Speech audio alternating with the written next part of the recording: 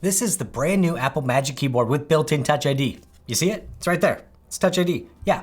This was the keyboard that was announced with the brand new 24-inch M1 iMacs earlier this year. A lot of people wanted to get this new keyboard for their existing Macs without buying a new computer, and now you actually can.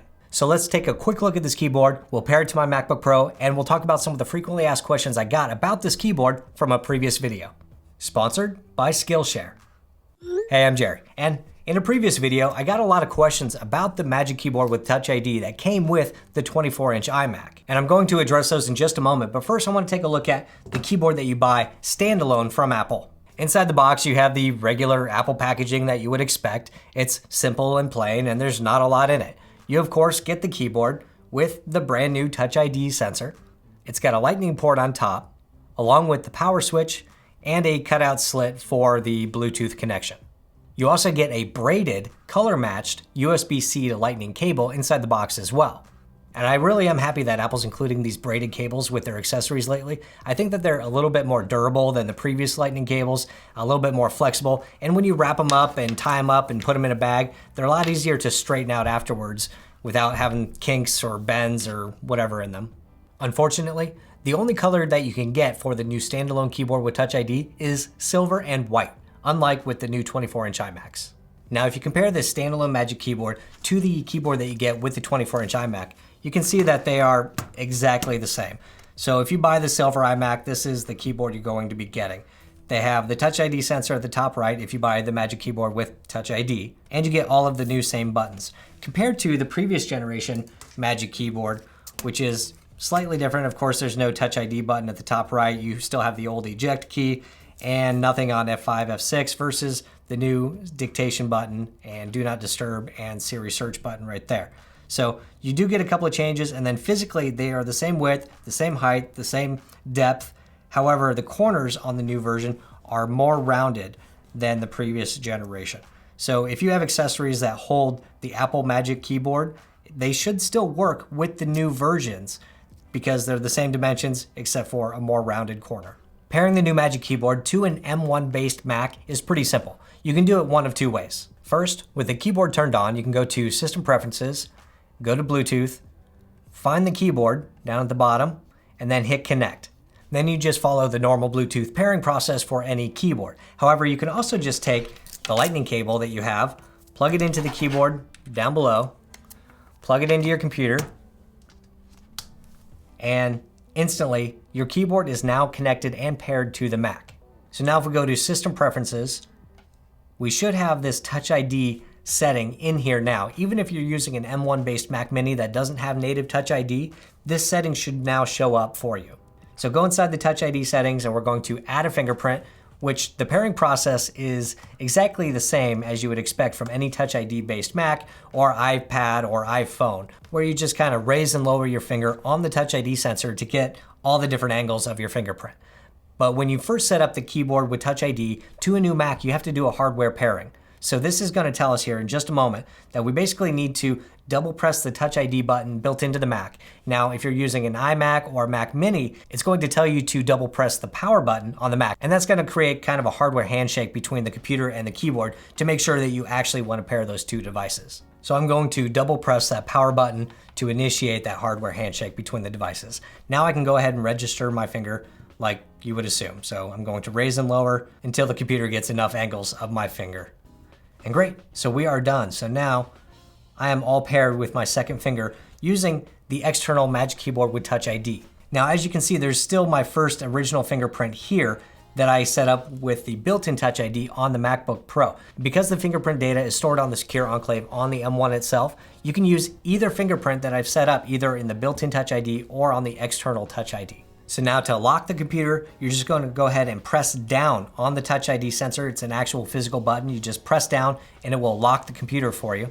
And then to unlock it, you just rest your finger on the sensor and your computer will unlock. All right, so that's the super simple pairing process to connect the new Magic Keyboard with Touch ID to your M1 based Mac. Now on to the frequently asked questions that I get about this new keyboard. But first, let me quickly tell you about today's sponsor. Skillshare is an online learning community with thousands of inspiring classes to learn new skills, including topics on illustration, design, freelancing, filmmaking, and more. Skillshare is for lifelong learners and real working creatives, made by other creatives. Millions of us are using these curated classes that are built to fit any schedule and skill level. I don't have a big budget to create my videos here on YouTube, but luckily, Christopher Rhodes has a class that looks like it's built just for me. Christopher goes through the process of developing a vision, creating a shot list, and building a budget gear list. He talks about using what's around you, like natural light from a window, to get the perfect shot. The good news is that no matter what equipment you have, you can use that to build your skills. I'm excited to get through the rest of the class and hopefully develop some personal video projects of my own. If you're looking to create videos on a budget, definitely check out Christopher's class. And you can do that today, and the first 1,000 people who use the link in my description will receive a 1-month free trial of Skillshare Premium. And my thanks to Skillshare for sponsoring this video. And the number one question that I've gotten about this is, will it work with an iPad Pro or iPad Air or any iPad at all? Yes and no. Yes, the new Magic Keyboard will work as a regular Bluetooth keyboard for an iPad. You can type on it, you can do keyboard shortcuts, but you cannot use Touch ID from the Magic Keyboard to an iPad. It just will not work. It will not unlock the device. It will not authenticate Apple Pay or anything like that. The next question I've got was, will this work with the M1 Mac Mini? Yes, this Magic Keyboard with Touch ID will work with the M1 Mac Mini, just like any other M1 based Mac. So MacBook Pro, MacBook Air, iMac, and the Mac Mini will all work just fine on this external Magic Keyboard. The next question is, will the Magic Keyboard with Touch ID work with any previous Intel-based Mac? And just like the iPad Pro, yes and no. So you can pair the keyboard to any previous Intel Mac, MacBook Pro, Mac Mini, iMac, Mac Pro, whatever, and it will work just fine. However, Touch ID will not work. The Touch ID sensor will only work on an M1-based Mac. Next, people wanted to know, is the keyboard backlit? And no, just like the previous version of Magic Keyboard, there is no backlight on these keyboards, which is unfortunate. And I'm still surprised that Apple has not added a backlight to their external keyboards. It's a little disappointing. I would prefer it. Even if I had a shorter battery and I had to plug it in more often to recharge it, I would prefer a backlight on these keyboards. There's some great third-party options that do that, like from Logitech, but on this one, no backlight. Somebody also asked if you can do fast user switching from the Touch ID sensor. And actually, the answer is yes. It's pretty cool. So if you have multiple accounts on your computer and different Touch ID profiles set up for each person, you can, with the push of the Touch ID sensor, switch between profiles using a finger that's registered for that other account. And you can go back and forth pretty easily, and it works really well. I like it. Now, the one thing about that though, is that you do have to have those accounts actually logged in. So if the account hasn't already been logged in, you can't switch profiles just by hitting the Touch ID button. You actually have to go to the lock screen, switch users, log that user in, and then you can switch between the two accounts. Then one other question that I got, which was not frequently asked, but more interestingly asked, was, can you use this keyboard wired with USB and have Bluetooth turned off on the computer? And so I tested it, and the answer is yes. So if you connect the keyboard with the lightning cable, I can now go to Bluetooth and disable it, and the keyboard is still working, which is great because now you can have a wired keyboard and not worry about any potential Bluetooth connectivity issues. All right, so that is the new Magic Keyboard with Touch ID that you can buy standalone from Apple without buying a whole iMac. You can use it with your M1 based Macs, and you can use it with other devices as just a keyboard without the Touch ID. Pairing is super easy, and once you're set up, you are good to go.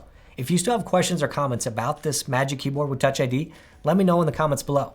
Hit the thumbs up button if you liked it, hit subscribe if you want, and I'll see you next time.